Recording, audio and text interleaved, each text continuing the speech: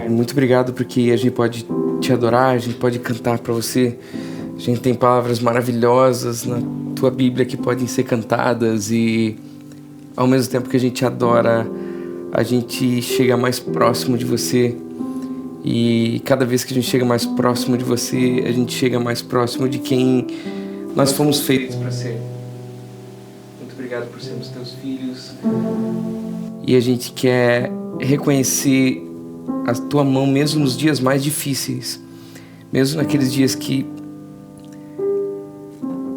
pessoas acusam você de ser causador de tragédias, Deus. Sendo que nunca foi sobre você, mas sempre foi sobre aquilo que o Senhor tem para nós. Nos faz enxergar essas coisas maravilhosas que só você faz por nós, Pai. Que eu te peço em nome de Jesus, amém? E o que eu queria falar hoje é sobre algumas árvores que tem na frente do nosso teatro maravilhoso, que são as palmeiras. Eu amo elas. Eu quero orar que você esteja tudo bem, que esteja tudo bem na tua casa, mas essa foi uma semana tensa para todos nós. Essa é a semana do ciclone. Se a gente estiver assistindo mais tarde esse vídeo para a gente lembrar o que estava acontecendo. E eu lembrei muito de uma frase que um pastor meu falava muito. E ele citava, só que esse versículo não está na Bíblia. Ele falava que bem-aventurados os flexíveis, porque eles não serão quebrados. Eu fiquei muito chateado com aquela árvore linda na frente do Banco do Brasil que despencou, que foi arrancado pela raiz e caiu ali. Uma árvore enorme. Enquanto isso, das palmeiras que tinha, nenhuma delas quebrou. E acho que o mais importante nisso aí tudo é porque ela, sendo flexível, ela é extremamente estruturada, ela é grande, ela é linda, mas ela também é flexível. E quando a crise chega, aqueles que são mais flexíveis, eles se adaptam sem precisar mudar quem eles são. A árvore, ela não muda a natureza dela. É simplesmente estar mais preparada para se adaptar a tudo aquilo que está acontecendo. E fora essa parte daquilo que é flexível, muita coisa ao nosso redor não é flexível. Muita coisa em nós não é flexível. E com certeza elas vão precisar agora de um tempo de reconstrução. É disso que eu quero falar com você. Sobre reconstrução. Sobre flexibilidade naquilo que dá para ser flexível e sobre a reconstrução das coisas que não foram flexíveis durante um tempo. Quando eu vejo aqui em Gênesis 1 e Gênesis 1:1 e Gênesis 1:2, eu vejo que no princípio foi dos primeiros dias de toda a criação, quando Deus começou. E aqui diz que no princípio Deus criou os céus e a terra. E era a terra sem forma e vazia. Quando a gente fala entre Gênesis 1:1 e Gênesis 1:2, não quer dizer que essas coisas aconteceram uma depois da outra. Se Deus criou a terra poderia ser sem forma e vazia. Deus cria alguma coisa incompleta? Deus não cria nada incompleto. Esse daqui é um verbo que no hebraico é o hayar. Ele é parecido com o do inglês, com o verbo to be para nós. No português nós temos muitas palavras diferentes. Mas esse era, ele também é usado como tornou-se. E dentro de uma tradução em que a terra tornou-se sem forma e vazia, isso é muito mais correto. É muito melhor da gente entender que Deus criou a terra, ou seja, a terra era perfeita, a terra tornou-se sem forma e vazia. É legal que isso daqui ele dá espaço para uma trilogia anterior.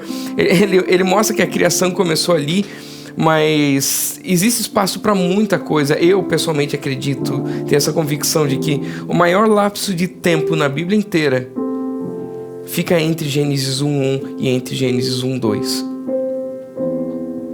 Depois a gente vê em vários textos na Bíblia que existiu a criação, tinha anjos, tinha a queda de Satanás, queda de Lúcifer.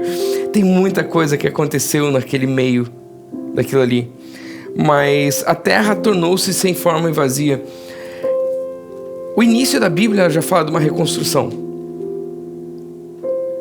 A gente é filho de um Deus, a gente serve um Deus e nele tudo é novo. Todas as coisas em Deus são novas o tempo todo.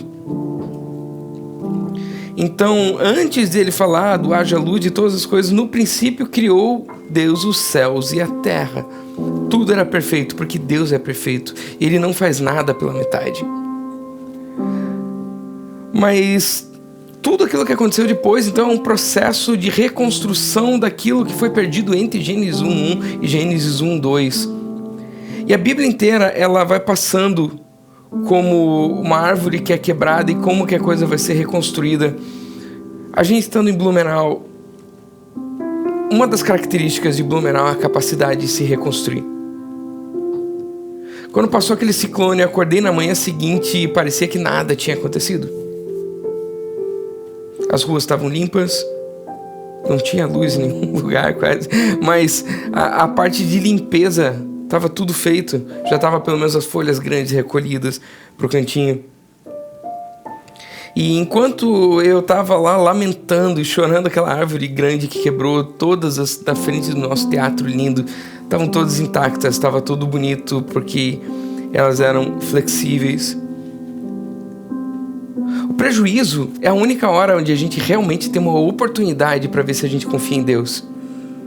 A hora do prejuízo é a hora que eu vou contabilizar e eu vou realmente expressar com os meus olhos, expressar com a minha voz o que tem valor para mim.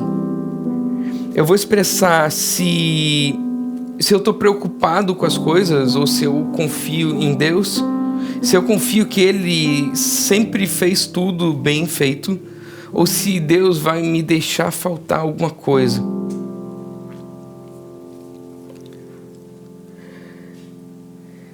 Deus é Deus e circunstâncias são circunstâncias. Ele é Deus sobre as circunstâncias, mas as circunstâncias nunca estão acima de Deus. Tudo que a gente passou, tudo que a gente viu, que não foi tão grave quanto outras tragédias que já aconteceram aqui, apesar dessa ser a de agora e que mais afeta a gente e que afetou muita casa. Do pessoal da nossa igreja aqui não teve muita gente afetada, graças a Deus, a gente fica feliz. E o pessoal da nossa igreja pôde ajudar pessoas de outras igrejas. Isso foi lindo, mesmo casas destelhadas. Mas em todos os prejuízos que a gente enxerga, eu quero hoje aprender a enxergar Deus agindo por trás de todas essas coisas, independente daquilo que acontece, que coisas más acontecem para pessoas boas. Coisas ruins acontecem para gente legal. Nessa semana, quase todos os líderes de igreja dos quais a gente conversa estavam falando sobre será que o tempo que eu gasto com pessoas está sendo gasto com pessoas que também se interessam pelas pessoas por quem eu me interesso? Ou será que eu gasto tempo com pessoas que só se interessam por mim ou por algo que eu possa oferecer? A gente estava falando disso porque a gente está passando por um processo de reconstrução da igreja frente a toda a pandemia, frente a tudo aquilo que a gente ficou enclausurado, dentro daquilo que a gente está forte na expectativa para domingo que vem voltar para o teatro, em que também tudo pode mudar, mas a gente confia plenamente que a gente vai estar lá de volta. Então a gente quer te convidar a já celebrar esse domingo que nem chegou ainda, mas que a gente sabe que a gente pode estar de volta no teatro. A gente tem reconstruído os relacionamentos e dentro das tragédias é impressionante a capacidade da gente de se aglomerar e reconstruir relacionamentos antes de reconstruir telhados das casas.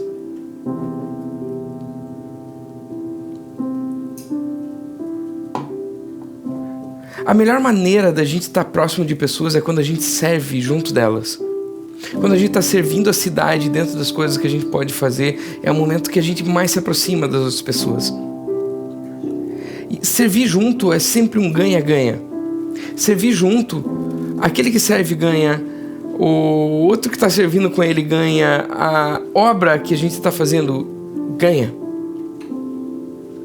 E tudo que a gente faz através de um sonho, através de uma visão que a gente, desde o começo, a gente sonhou em ter as nossas reuniões dentro do lugar de entretenimento, dentro de prédios icônicos da cidade, dentro de lugares da cultura da cidade.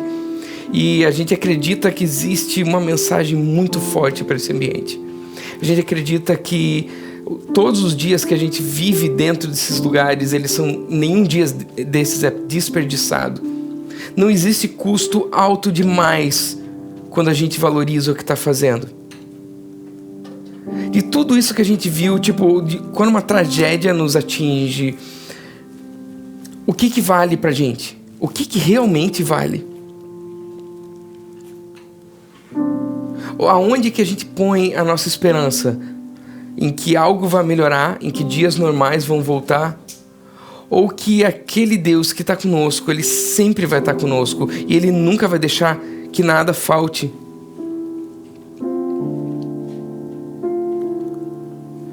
Outra coisa que me atingiu demais no peito nessa última semana foi a notícia de que...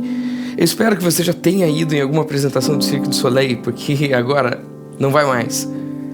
O Cirque du Soleil disse que encerrou as atividades, demitiu muita gente. Quando eu falo do Cirque du Soleil demitindo gente, eu estou falando de muitos dos melhores artistas do mundo perderam seus empregos por causa da pandemia, por causa das mudanças de hábito, por causa das mudanças de necessidade do mundo nesses dias.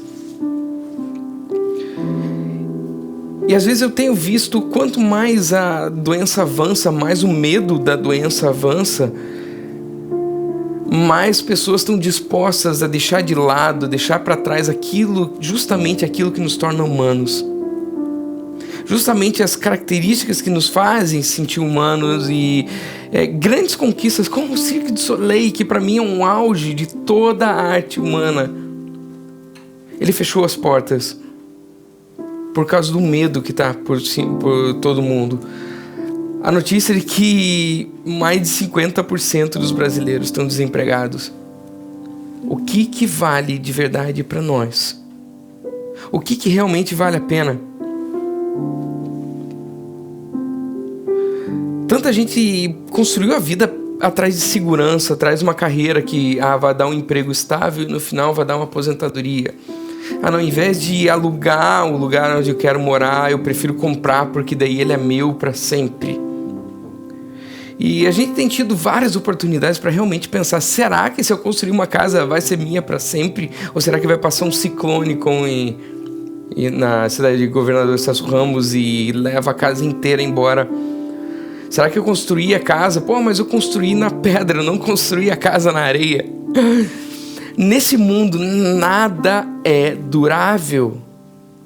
Nada do que a gente constrói nesse mundo vai durar para sempre. Isso é uma ilusão. Isso é uma ilusão de quem produz, uma ilusão de quem vende. E é uma ilusão daquele que compra, daquele que constrói, de achar que realmente o que ele vai construir vai ser totalmente duradouro. O que eu mais aprendo é que construa aquilo que você tem capacidade para reconstruir depois, porque uma hora vai ter que reconstruir.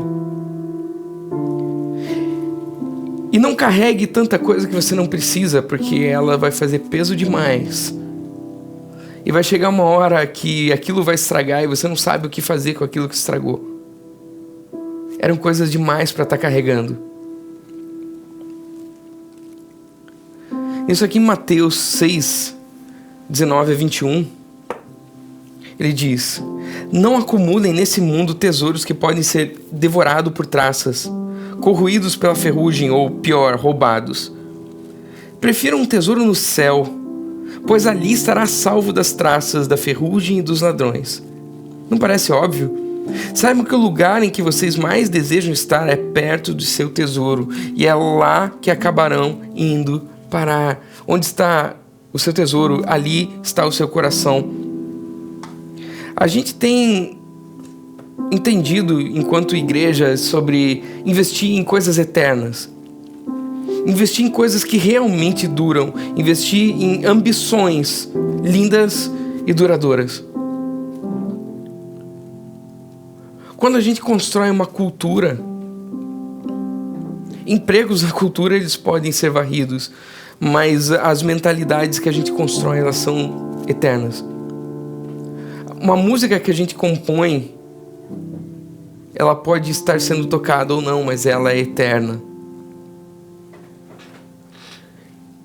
Em especial, pessoas que Deus criou, não para serem mortais, mas para serem eternas. A gente acredita que todos os lugares onde a gente possa estar, eles estão submissos a essa terra onde a gente está, e eles são limitados. Ele um dia vai acabar, um dia a traça e a ferrugem vai corroer tudo aquilo que a gente construir nessa terra. Vai passar um ciclone, vai ter alguma coisa. E é aquilo que a gente mais valoriza, onde você colocou tua confiança, onde aquela casa, que essa casa vai ser minha para sempre, vai passar de herança. Pode ser que não. Pode ser que não. Mas quando a gente está falando sobre filhos e filhas de Deus, as coisas que a gente investe para que pessoas conheçam a mensagem da salvação, que leva elas para eternamente estarem com a gente. A gente está construindo um tesouro no céu. Um tesouro no céu não é a tua salvação. A tua salvação está garantida. Você já conhece Jesus. Você entende da graça. Você entende da salvação. E você está crescendo nisso. Mas todo esforço que a gente faz e outras coisas, eu não estou dizendo para você não sonhar com um carro legal. Eu não estou dizendo para você não sonhar com uma viagem maravilhosa, 2 viagens maravilhosas, 3 viagens maravilhosas. Eu acho que você tem que sonhar com isso aí tudo mesmo.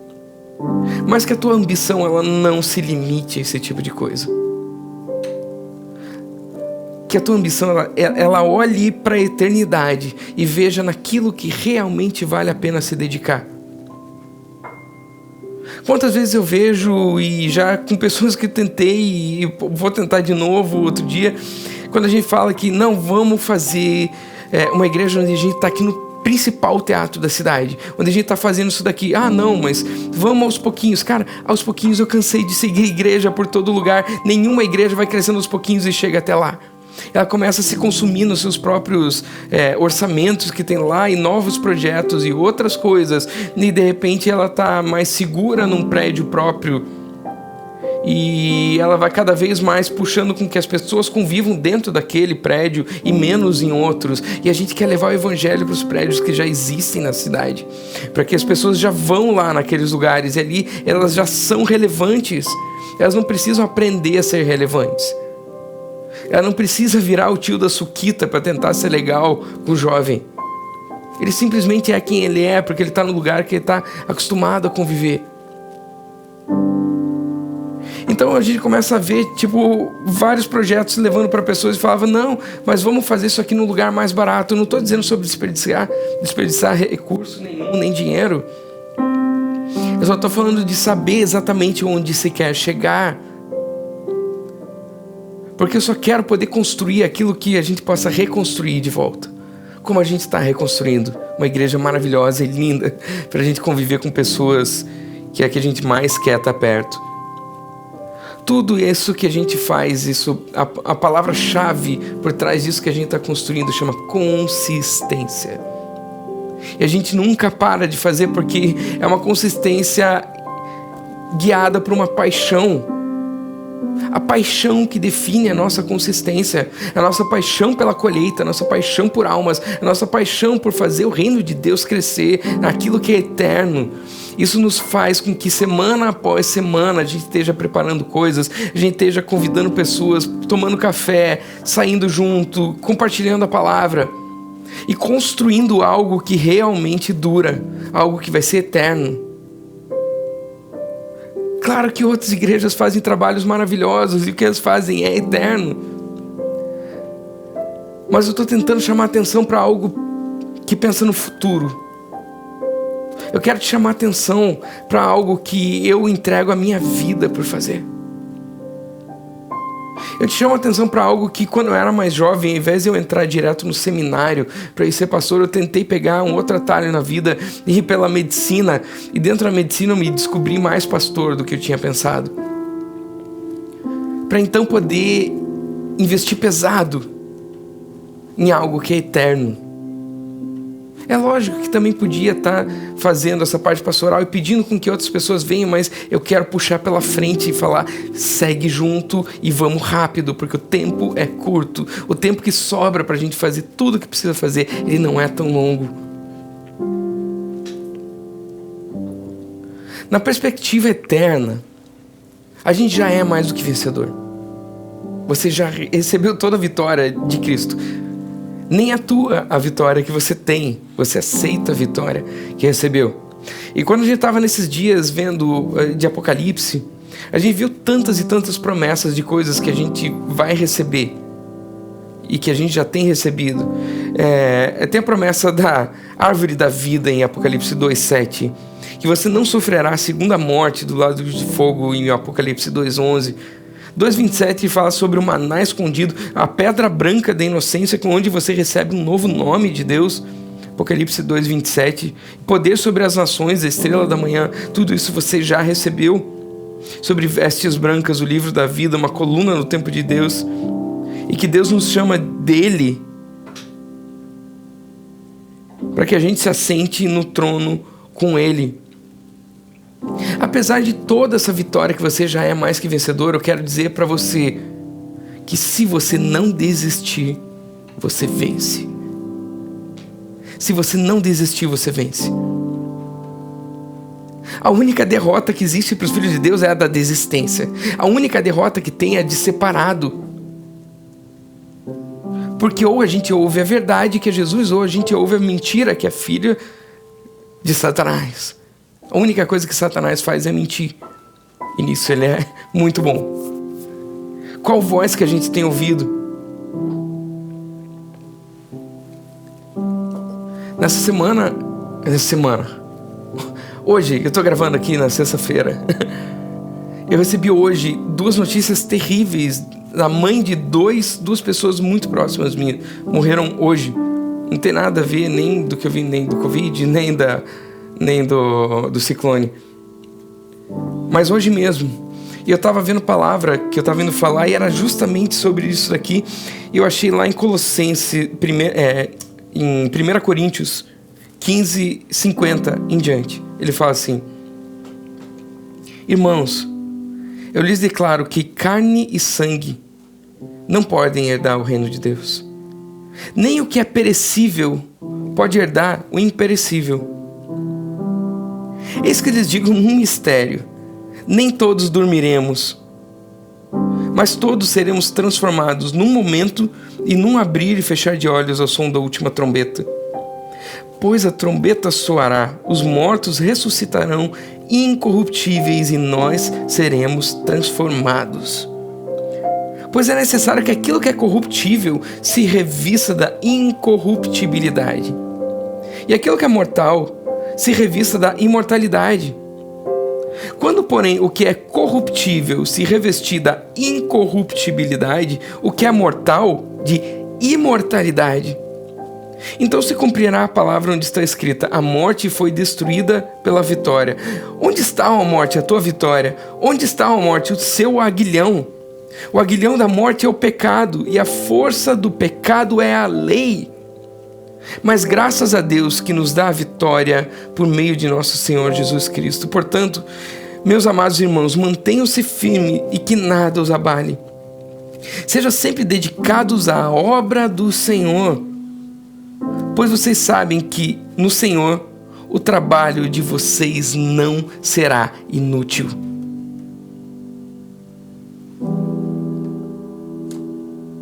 Quando a gente fala sobre aquilo que é durável, a gente está falando sobre aquilo que é eterno, sobre aquilo que é imortal, sobre aquilo que é incorruptível, e tudo isso já foi conquistado.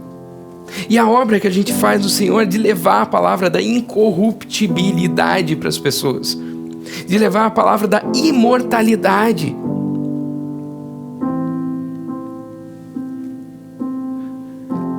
A justiça de Deus é você.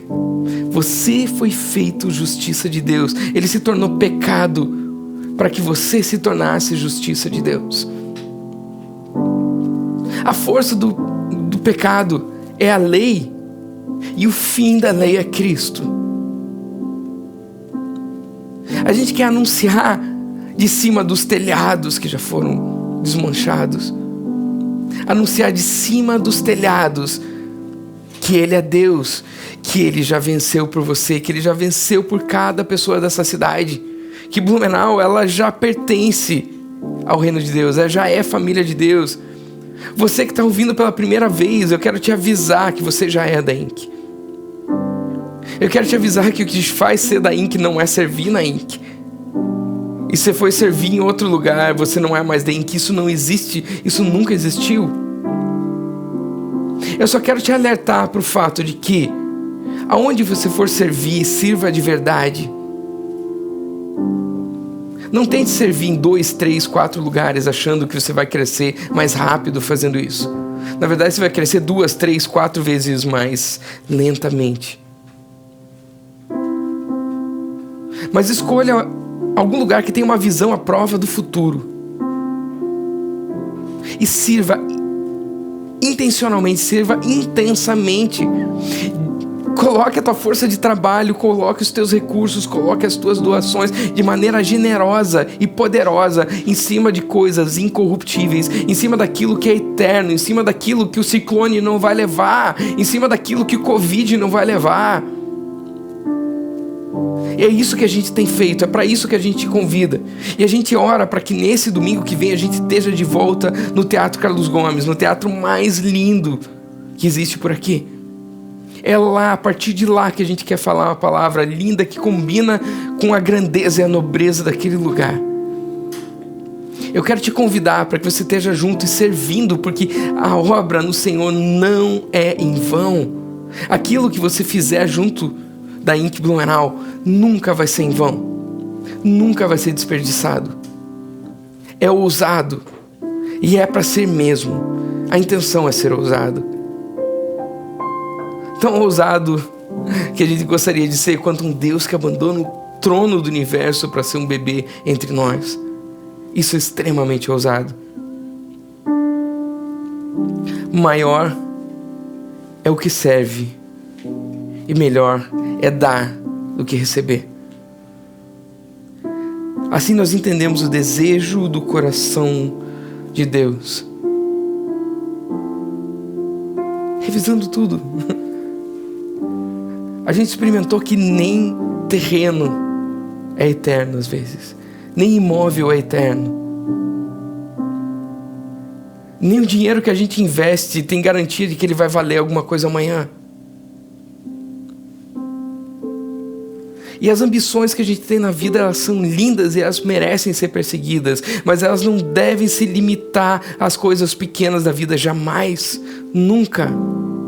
Nunca deve se limitar a uma casa, um carro, uma viagem, a alguma coisa desse tipo, mas ela deve sempre ser maior e mais ampla. E se alguma dessas ambições entrarem no caminho e estiverem impedindo as ambições que são realmente eternas, que elas sejam derrubadas e tiradas do meio do caminho, em benefício daquilo que realmente interessa, colocar todo o esforço da tua vida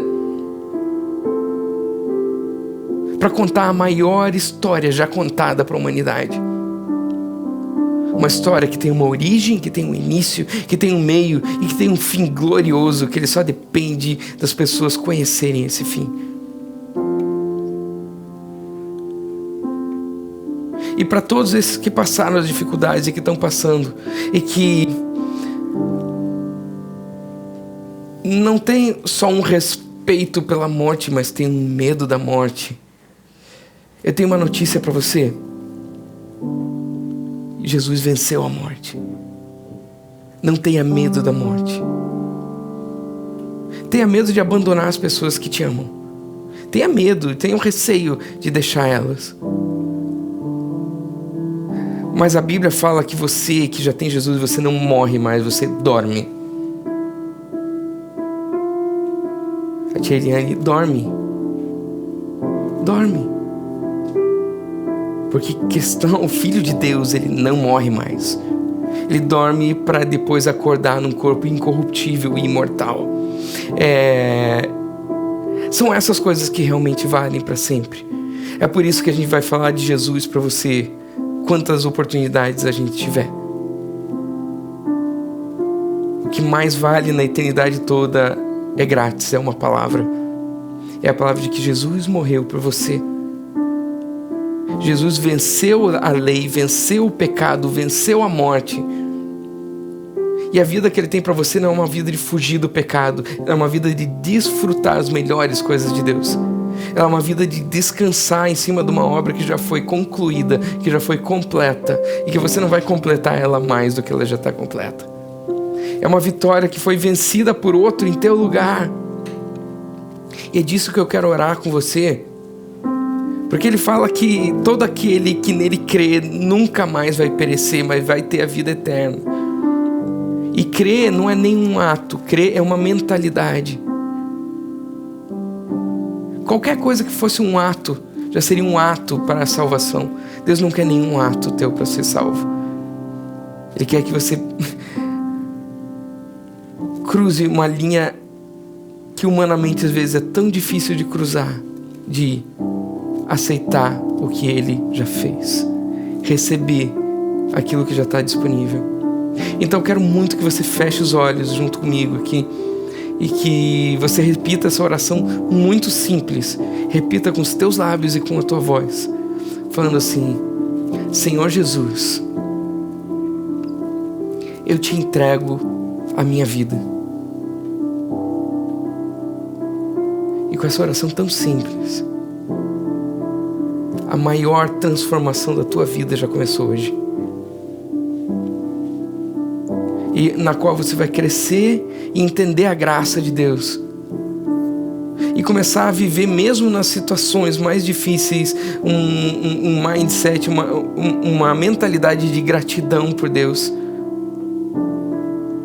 Porque Ele já avisou que as coisas nessa terra são passageiras. E a gente perde tempo investindo nelas. E aquilo que realmente é eterno precisa ser desfrutado o tempo todo. No meio do caos, Deus está lá. No meio da dificuldade, Deus está lá. Quando você pensa que eu não vou ter o que comer, Deus vai estar lá. Eu não vou ter o que vestir, Deus vai estar lá. Vai aparecer alguém, Deus vai fazer da maneira dele, vai fazer cair do céu, vai fazer surgir na conta bancária. Ele vai fazer porque Ele sempre fez isso. Confie em Deus e não nas coisas. E não deixe de andar junto com a gente. Não deixe de se aproximar. Não se afaste. Não pare de ouvir essa mensagem. Ao parar de ouvir a mensagem da graça, a gente volta a ser legalista. E quando a gente volta para a lei, a gente volta a estar debaixo do poder do pecado. E quando a gente está debaixo do poder do pecado, a gente se sente debaixo do poder da morte, que já foi vencida e já está na segunda divisão e não joga mais contra você. Jesus é o Senhor da tua vida. Ele é o Salvador da tua vida. Ele deu a vida por você e esse é o valor que Ele atribui a você. Invista naquilo que é eterno. Invista em pessoas. Invista em relacionamentos. Invista em levar a palavra da salvação e transformar pessoas que você conhece em eternas. Nada vai valer mais do que isso a vida inteira. Essa é a palavra de Deus para hoje. Pai, muito obrigado. Muito obrigado por tudo que o Senhor convence o nosso coração das tuas certezas da eternidade, da incorruptibilidade, da graça, da justiça, da herança, da glória que você já tem preparada para nós desde sempre. Abençoa a nossa semana, traz os recursos para quem precisa de recursos. A gente ora para que o Senhor abençoe de sobremaneira cada um que foi ajudar alguém numa obra, num destelhamento, em levar comida, em tirar a árvore do caminho, em limpar chão. Porque isso é digno. A reconstrução é digna. E obrigado, Pai, por esses dentre nós que se tornam flexíveis e não se quebram frente a um ciclone e não se quebram frente à crise. Entendem que o que você tem para nós é eterno. Muito obrigado, Pai. Em nome de Jesus. Amém.